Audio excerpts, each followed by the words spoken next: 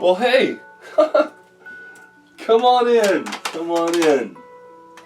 Have a seat. So, what kind of questions do you have for me today?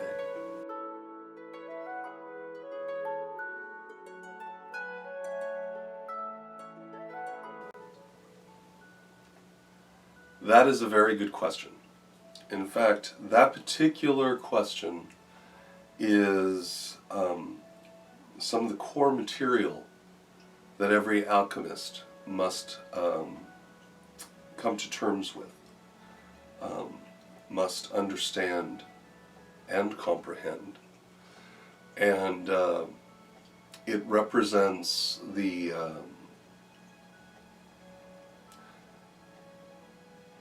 ultimate end in the process of transmutation of the self. And by that I mean that it is this component which actually is the leaden aspect of your heart. It is the ego that holds you back. To get a better understanding of what the ego is, how about we take a look at this video really quick? The ego is the worst confidence trickster we could ever figure, we could ever imagine, because you don't see it. And the single biggest con is, I am you. The problem is that the ego hides in the last place that you'd ever look, within itself. It disguises its thoughts as your thoughts, its feelings as your feelings. You think it's you. People's need to protect their own egos knows no bounds. They will lie, cheat, steal, kill, do whatever it takes to maintain what we call ego boundaries. People have no clue that they're in prison. They don't know that there is an ego. They don't know the distinction. At first, it's difficult for the mind to accept that there's something beyond itself, that there's something of greater value and greater capacity for discerning truth than itself. In religion, the ego manifests as the devil. And of course, no one realizes how smart the ego is because it created the devil so you could blame someone else. In creating this imaginary external enemy, we usually made a real enemy for ourselves, and that becomes a real danger to the ego, but that's also the ego's creation. There is no such thing as an external enemy, no matter what that voice in your head is telling you. All perception of an enemy is a projection of the ego as the enemy. In that sense, you could say that 100% of our external enemies are of our own creation. Your greatest enemy is your own inner perception, is your own ignorance, is your own ego. So now you see, the ego provides itself as the first, last, and actually the only challenge that we face in terms of coming to terms with ourselves and our environment. The ego is that voice in your head that is constantly crying out for justice, fairness, what's yours, what you're entitled to, the things aren't right, that you deserve better, that you're the best, and you do so by degrading you prove that by eroding and degrading the foundations whereupon other people build themselves and their egos. Right now we have the perfect example, really, right? In our election year, I don't even have to mention the person's name, and all of you most likely know exactly whom I'm talking about. Because he's the best of everything, right? He's the best of the best, and if you didn't know that, he will be certain to tell you. If you want to understand what an unrestrained ego looks like, that's the man you would probably visualize in your mind speaking. I really am very smart, and I'm very competent, and I'm really good at business, and I can make this country so rich and so great again. But maybe people don't like my smile. Maybe they don't like my hair, which is real, by the way. Look at that sucker. But Mr. Trump, you're not a nice person. We don't need nice. That's true. But actually, I am. I think I am a nice person. So,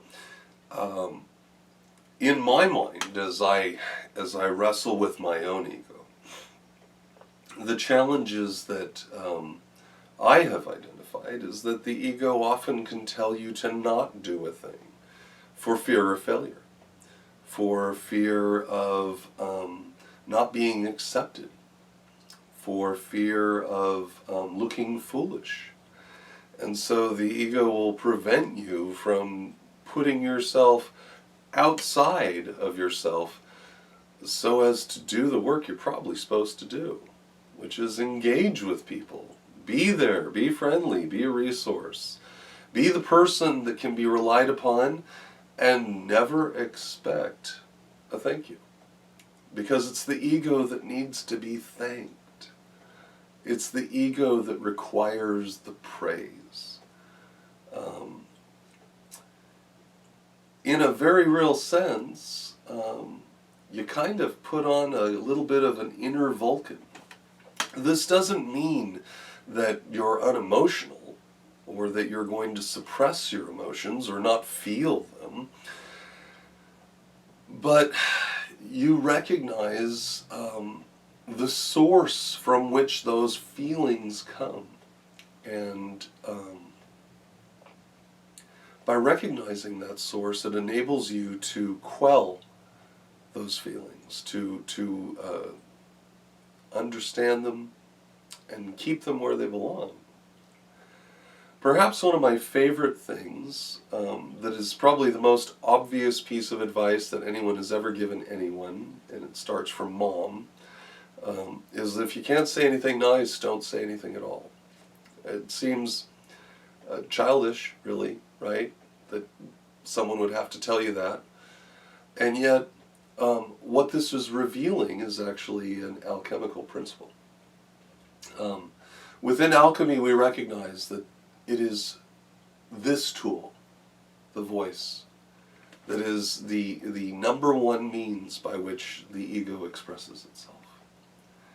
Through speech, through our conduct with other people, and generally it's speech, how we communicate, how we present our ideas. And so this then reveals the idea of your ego becoming your personal adversary. Scripturally then, the ego would be identified as Shaitan, or Satan, which in Hebrew actually means your personal adversary.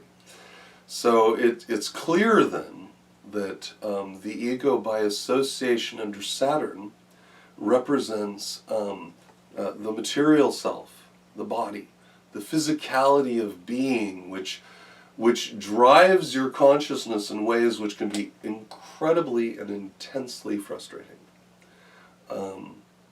Because it's a chemical bath up here, right? In your brain, the hypothalamus is just cranking this stuff out from moment to moment, and you're awash in hormone, and so that too can affect your emotional state and become a reflection or a means by which the ego is exercised. The higher self does not feel the impressions of the body in this way. It is immune to these senses, which is why it provides itself as a secondary voice, kind of looking down and going, yes, you are feeling intensely frustrated right now, and yes, you feel the need to exercise that frustration by perhaps attacking someone verbally, which would then be an expression of your ego, right? Because you're feeling the need to exercise your emotional state on another person, regardless of their emotional state, or the context, or the situation, or whether or not that would even be beneficial. The higher self is observing this. In a very real way, I consider it, I've termed it the third-party observer.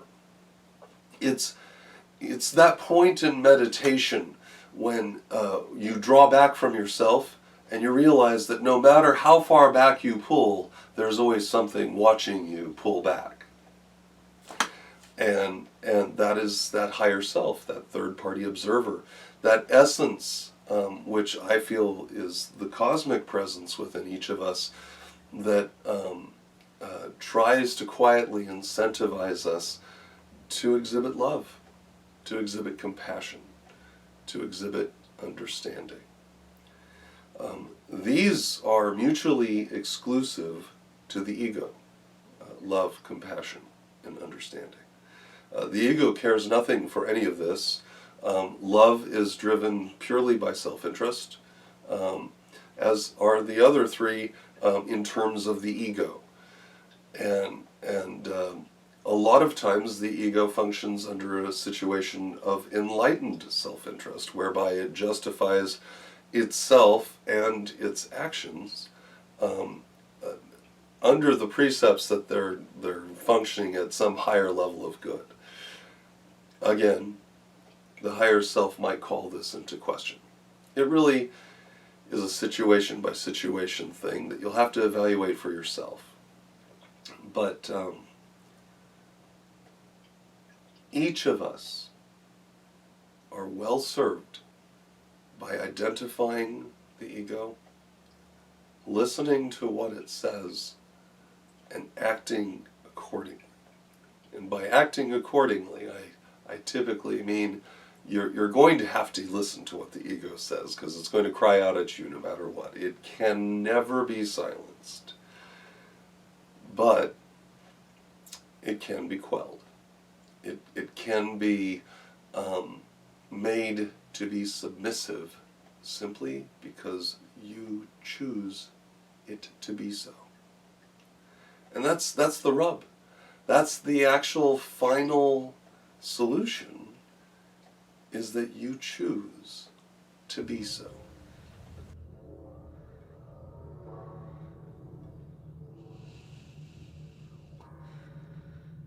Are you doing this to yourself, Jake? You die, Jake. You gotta get out.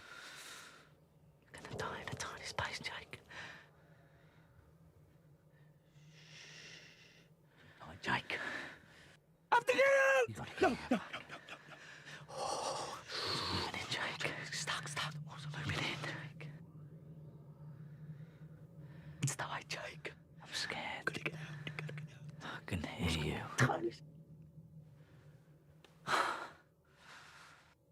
I can hear you. What? I can hear you. I'm onto you.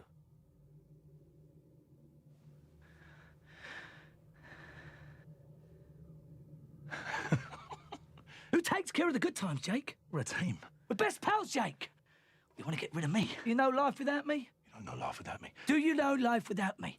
No, because it doesn't exist. Do they talk about me, Jake?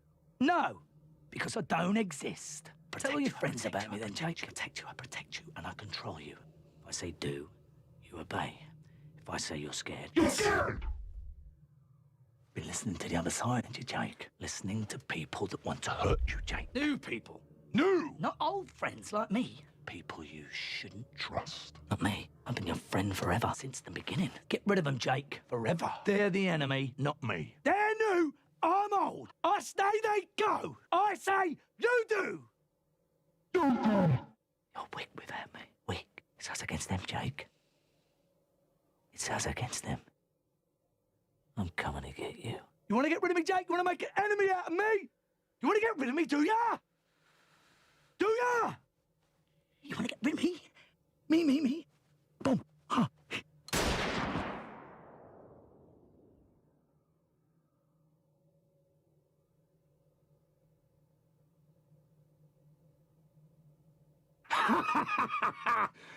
Still here, Jake? How long have I looked after you? You can't win this one without me. Oh, no. You know why? I am you. You ain't me. The greatest con that he ever pulled was making you believe that he is you. You ain't me. I am you! You're not me. Come on! Your best fucking friend! I am you!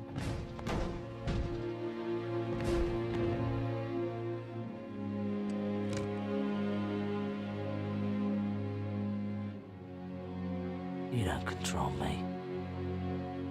I control you.